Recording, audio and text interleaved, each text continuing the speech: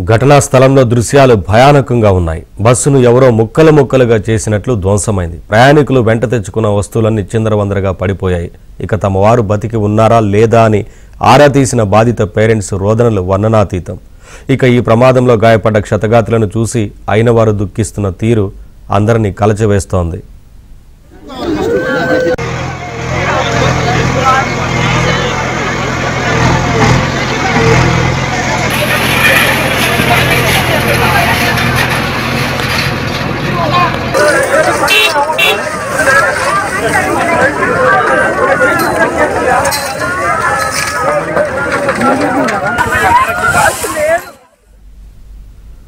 ఇక ఈ బస్సులో 10-15 మంది విద్యార్థులు ప్రయాణిస్తున్నారు. వీరిలో 8 మంది వరకు బలయ్యారు. ఉదయాన్నే తమ పిల్లలకు టాటా బాయ్ బాయ్ చెప్పిన తల్లిదండ్రులు గంటలోపే ఇంతటి దుర్వార్త వినాల్సి వస్తుందని ఊహించలేకపోయారు. తమ పిల్లలు ప్రయోజకులై తమ కష్టాలను కడతీరుస్తారని ఎన్నో ఆశలు పెట్టుకున్నారు, మరెన్నో కలలు కన్నారు. ఈ ప్రమాదంలో మరణించిన విద్యార్థుల పుస్తకాలు, ల్యాప్టాప్స్, బట్టలు, మొబైల్స్ చెల్లాచెదురుగా పడిపోయాయి.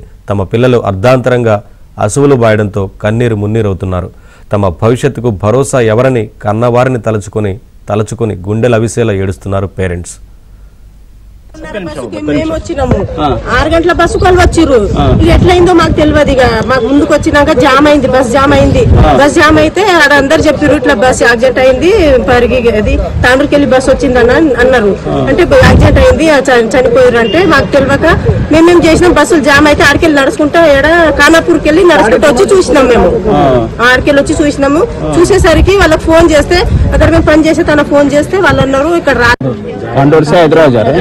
वो छोटी बच्ची कौन है? तो क्या था आपको? हम लोग अपॉइंटमेंट लिए थे आयशा हॉस्पिटल का, तो वो उससे जा रहे थे, तबीयत खराब थी, हॉस्पिटल में जा रहे हैं।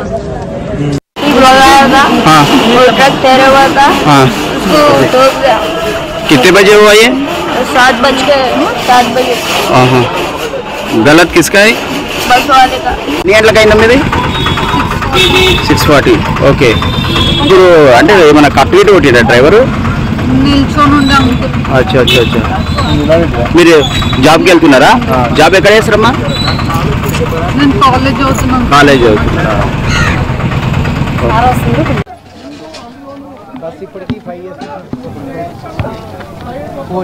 సేమ్ కొన్నా,